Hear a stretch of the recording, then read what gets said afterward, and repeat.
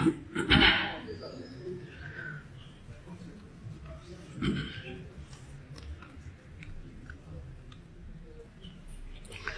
اللہ الرحمن الرحیم۔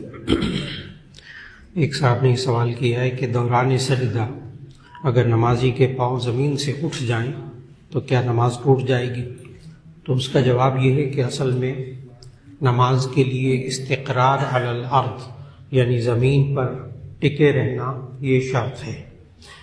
تو اس لیے اگر نماز کے اندر دونوں پاؤں اٹھنے کا جو وقت ہے، کھڑے ہو کر بھی انسان ممکن نہیں ہے کہ کھڑا ہو تو دونوں پاؤں زمین سے اٹھا لے، ممکن نہیں ہے، تو یہ قیام میں بھی نہیں ہوگا، رکوع میں بھی ناممکن ہے، تشہد میں بھی ناممکن ہے۔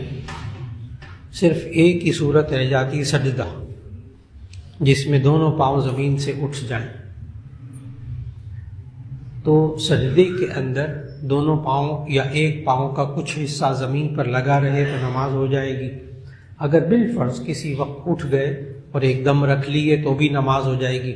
وہ ہے کہ اگر 3 بار سبحان اللہ کہنے کے برابر سجدے میں دونوں پاؤں زمین سے اٹھا کر رکھے تو نماز ٹوٹے گی۔ ظاہر ہے بہت کم ہوتا ہے، بہت کم ہوتا ہے۔ ایک صاحب نے کہا اگر کوئی حافظ گھر میں تراویح کی نماز کی امامت کے لیے آ رہا ہو تو اس کو کس مقدار میں ہدیہ دے سکتے ہیں؟ تو اس کا جواب یہ ہے کہ گھر میں کوئی حافظ صاحب تراویح کے لیے نماز کے لیے آ رہے ہوں، ان کا کوئی اخراجات ہو رہے ہوں آنے جانے کے کرائے کے طور پر، آپ ان کو دے سکتے ہیں۔ موٹر سائیکل پہ آتے ہیں، پیٹرول کا خرچہ آپ دے سکتے ہیں، لیکن جو قرآن مجید سنانے کا معاوضہ ہے وہ نہ دیں، اس سے بچنے کی کوشش کیجیے۔ آپ چاہتے ہیں کہ جی وہ حافظ صاحب ہیں، ان مستحق بھی ہیں، آپ ان کو مدد کرنا چاہتے ہیں تو آپ رمضان سے پہلے ان کی مدد کر دیں۔ وہ تو زکوٰۃ میں سے بھی آپ مدد کر سکتے ہیں اگر وہ مستحق ہیں۔ ویسے آپ ہدیہ دینا چاہتے ہیں، رمضان سے پہلے ہدیہ دے دیں، اور وقتوں میں ہدیہ دے دیں، ان کے ساتھ تعاون کریں، سارا سال ان سے تعاون کریں۔ لیکن قرآن مجید سنانے کا جو معاوضے کی صورت ہوتی ہے اس سے بچنے کی کوشش ہو جائے۔ یہ صاحب نے کہا اعتکاف کی نیت بتا دیں۔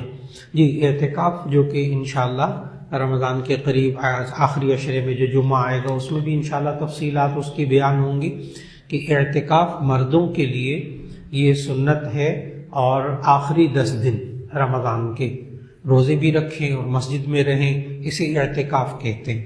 اعتکاف کا لفظی مطلب ہوتا ہے رکنا۔ یہ انسان اپنے آپ کو مسجد میں روکے رکھتا ہے، اللہ گناہوں سے روکے رکھتا ہے، اس لیے اسے اعتکاف کہتے ہیں۔ لیکن اعتکاف کی نیت بس دل میں ارادہ ہو کہ میں 10 دن انشاءاللہ مسجد کے اندر رہوں گا تو وہ اسے اعتکاف کہتے ہیں۔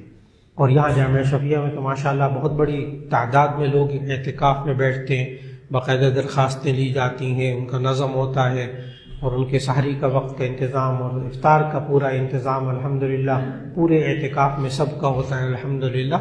تو ضرور اللہ توفیق دے۔ اور خواتین جو ہے وہ گھروں میں اعتکاف کر سکتی ہیں، گھر کا کسی ایک کونے کو کمرہ ہو جائے تو بہت اچھا، نہ ہو تو ایک گھر کا ایک کونے میں کمرے میں ایک کونا مخصوص کر لیں، وہیں سونا، وہیں کھانا پینا، وہیں آرام کریں، وہیں قرآن مجید کی تلاوت کریں، باتھ روم وغیرہ میں جا سکتی ہیں۔ اگر گھر میں کوئی کھانا پکانے والا نہ ہو اور کوئی، تو وہ کھانا پکانے کے لیے چلی جائیں، پھر آ کر اعتکاف گاہ میں بیٹھ جائیں تو انشاءاللہ ان کا اعتکاف نہیں ٹوٹے گا۔ تو گھر کے باقی کام کرنے والے کوئی ہوں تو اسی صورت میں بس اعتکاف والی جگہ میں۔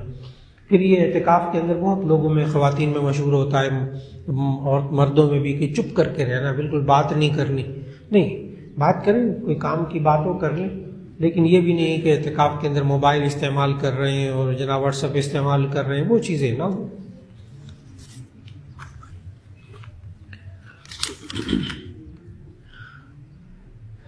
ایک صاحب نے کہا کہ میرے گلے اور منہ کا آپریشن ہوا جس کی وجہ سے میری زبان اور گلا بہت خشک رہتا ہے، مجھے بار بار پانی پینا پڑتا تاکہ گلا اور زبان تر رہے، تو میرے لیے روزہ رکھنے کا کیا حکم ہے؟ تو اس کے بارے میں یہ ہے کہ جو شخص اپنے ڈاکٹر سے مشورہ کر لے، اگر ڈاکٹر کہیں نہیں روزہ رکھنا آپ کے لیے نقصان دہ ہے، بعد میں جب ٹھیک ہو جائے پھر قضا کر لیں، بالکل ٹھیک ہے، آپ روزہ نہ رکھیں اور بعد میں قضا کر لیں۔ یہ انہوں نے آگے ایک سوال کیا، کیا میں کسی کو اپنا روزہ رکھوا سکتا ہوں؟ یہ ایک سوال بہت عجیب و غریب سوال ہے. اس کے لیے نا آپ ایک اصول ذہن میں رکھ لیجئے کہ عبادات دو طریقے کی ہیں، ایک بدنی عبادات، ایک مالی عبادات، اور تیسری قسم کی وہ عبادات ہیں جو مالی بھی ہیں بدنی بھی ہیں. جو عبادت ہوتی ہے نا بدنی عبادت، جیسے نماز اور روزہ، یہ کسی دوسرے کی طرف سے ادا نہیں کر سکتے. نہ روزہ کسی کی طرف سے رکھ سکتے ہیں اور نہ آپ نماز کسی کی طرف سے پڑھ سکتے ہیں، وہ اپنی اپنی. تو روزہ اور نماز یہ بدنی عبادتیں ہیں، یہ خود کرنی پڑیں گی. اور جو زکوٰۃ ہے وہ خالص مالی عبادت ہے، وہ کوئی بھی دوسرے کی طرف سے ادا کر سکتا ہے. بیوی پر زکوٰۃ فرض ہوتی ہے، شوہر ادا کر دیتا ہے، جائز. تو کسی دوسرے کی طرف سے زکوٰۃ صدقہ دینا جائز. تیسری عبادت ہے حج، جو مالی بھی ہے بدنی بھی ہے. اس کے بارے میں شرعی حکم یہ ہے کہ اگر انسان معذور ہو، خود حج نہ کر سکتا ہو، تو اس کی طرف سے حج بدل کروایا جا سکتا ہے.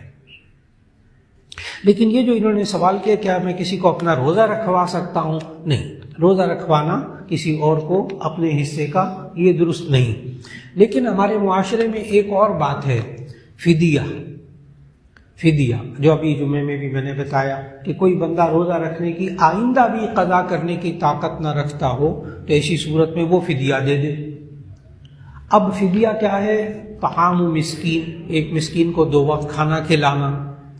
تو اگر سحری کے وقت کھانا کھلا دیا جائے اچھی طرح ایک غریب کو، پھر افطار کے وقت میں کھلا دیا جائے، تو گویا کہ اس نے فدیہ دے دیا. اس کو بعض لوگ روزہ رکھوانا کہہ دیتے ہیں کہ جی فدیے میں ہم نے 2 وقت کھانا کھلایا، سحری میں اور افطاری میں، درست. لیکن اس کو روزہ رکھوانا نہیں کہیں گے، وہ اس کا اپنا روزہ ہوگا، وہ اس بندے کا اپنا روزہ ہوگا، آپ کی طرف سے روزہ نہیں ہوگا. ہاں فدیہ ہو جائے گا. فدیہ صرف وہ شخص دے سکتا ہے جو آئندہ روزہ رکھنے کی نہ طاقت رکھتا ہو.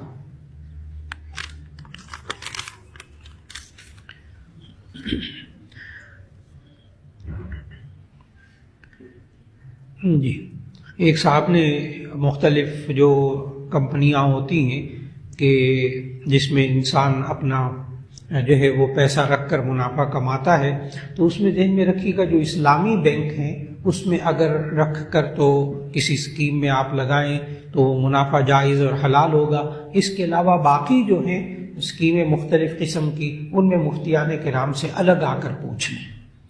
ہر ایک کا اپنے اپنے اصول ہوتے ہیں. پھر جامع شفیہ میں دارالافتاء صبح 8 بجے سے لے کے عصر کی اذان تک کھلا رہتا ہے، تو آپ کسی وقت تشریف لائیں اور ان سے مالی امور کے بارے میں، خاص کمپنیاں ہوں ان کے بارے میں پوچھ لیں.